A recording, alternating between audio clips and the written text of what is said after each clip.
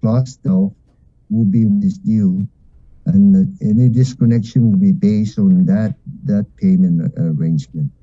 And again, for example, they owe $1,200 during this period, divided by 12. They'll need $100. If their regular power bill is 200, add the 100 to that, and that's what's due for that month.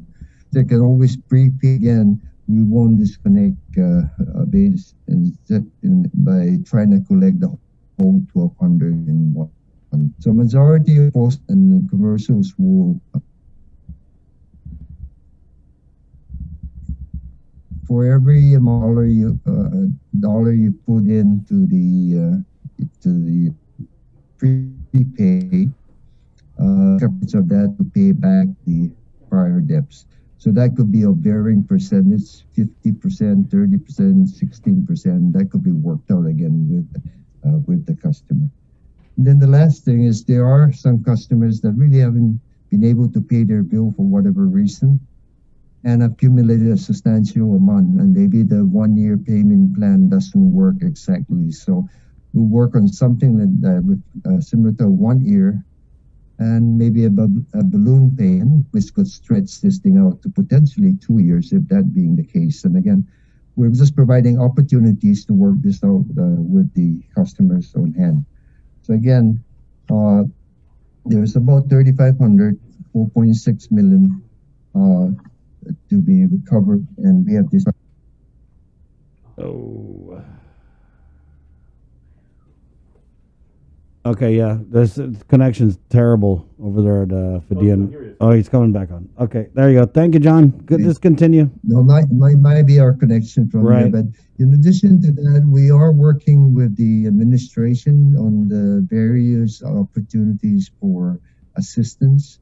One of them being the ERA program. We're helping to facilitate that with customers, working very closely with that, so that we can help them get their approvals and therefore help them to pay their outstanding bills. Other programs like the LIHE, which is the Low Income Home Energy Assistance Program. We're not sure how much money is available there, but of course we'll continue to work towards how we can help have some of the money help our customers. And the ERA is for emergency rental assistance. I understand there might be another one, which is a homeowner assistance fund. And again, we're going to continue to work with the administration and see how our customers, both from the power and the water side, be able to be assisted through this process. So again, we have all this disconnection, the tiered program, making every effort to help facilitate assistance. And, as far, one may say, June 1st, disconnection shouldn't be an option. Well, the good news is we're getting out of this journey of this emergency. That's been 15 months, and we've been able to pass through this and be able to provide the assistance to our ratepayers. So again, we're beginning to get back to normalcy on beginning June 1st. So that's kind of in a nutshell the whole program in itself, and I could answer any questions you may have.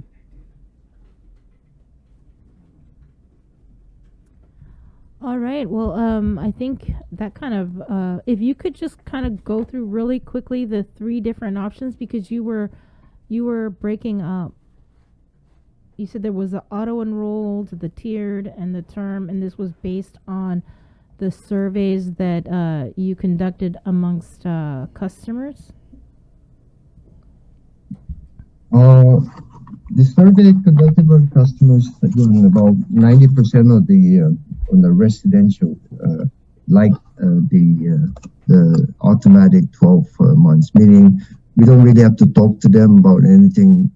It's just we just take their bill, divide it by 12, and then bill them from there.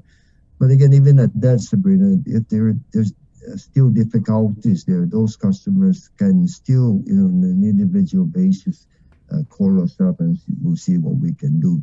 But really, the automatic 12-month plan is to try and instead of trying to work with 2,500, 3,500 customers on their individual plans, we're trying to make it as administratively and as possible, and it appears to fit the majority of those that are delinquent.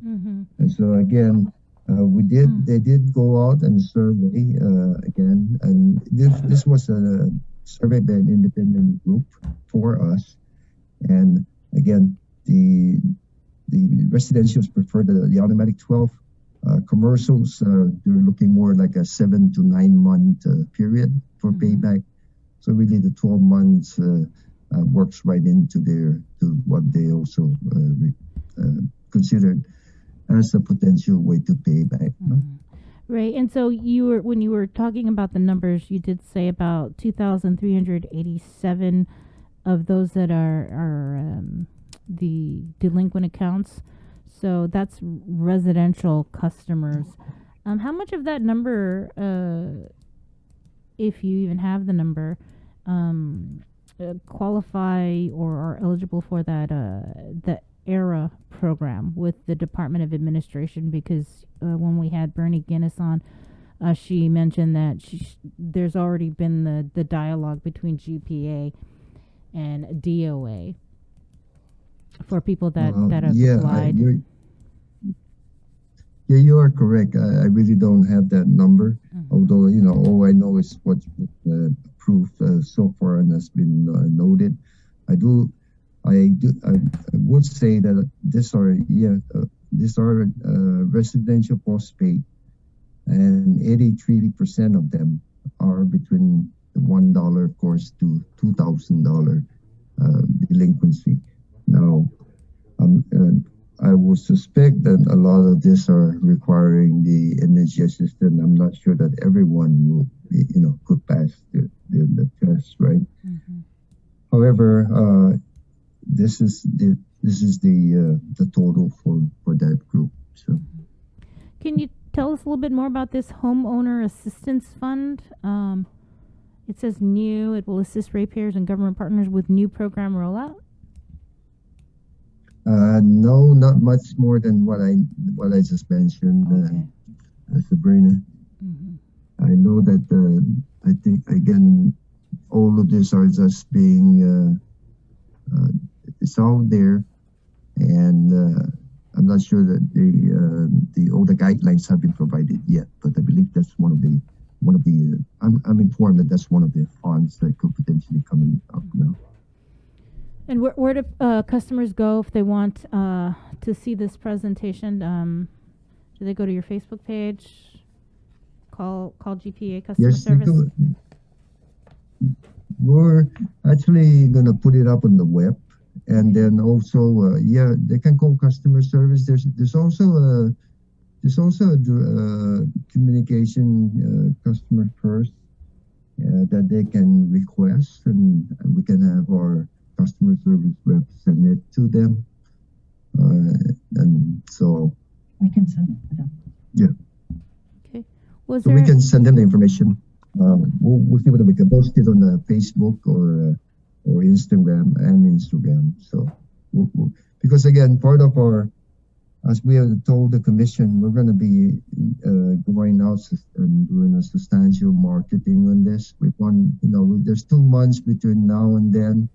We want to keep our customers informed as much as possible so that they can, they work it out early with us before the June 1st date. Okay. So again, we plan to really do a lot of marketing for a lot of information, sending out a lot of information to our customers during this period of time. Okay. Well, thanks, John. And of course, before we let you go, I got to ask, is there any update on that investigation that you were conducting into allegations of online gambling while on the job? Yeah, that continues, and the process again, like I mentioned before, but we have a 60-day window to get this done, as required by law. So our internal auditor has been doing her investigation, and I should be getting something shortly. Then the next step after that is to if there is if she finds out some concerns, then I issue what you call is the proposed notice of proposed adverse action to the employee.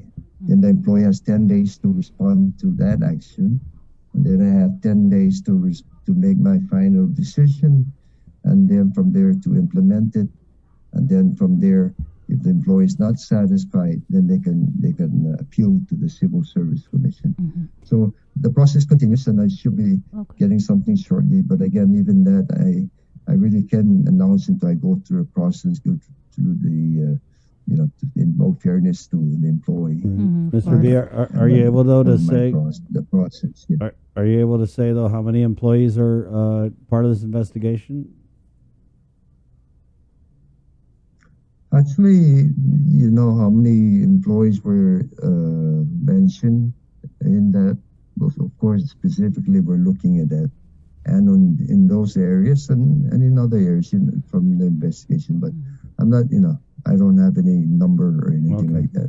It's really in the IA's office right now. Okay. Well, GPD, they've confirmed Secret Service reached out to them. GIAA also confirmed the Secret Service reached out to them, and the port confirmed that the FBI reached out to them. Has any federal agency, law enforcement agency, reached out to GPA?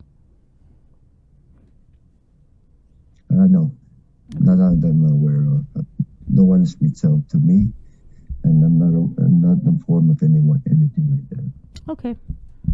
Well, thanks, John. We'll make sure to post the link to your interview on the disconnection and the payment plans on our YouTube and Facebook page.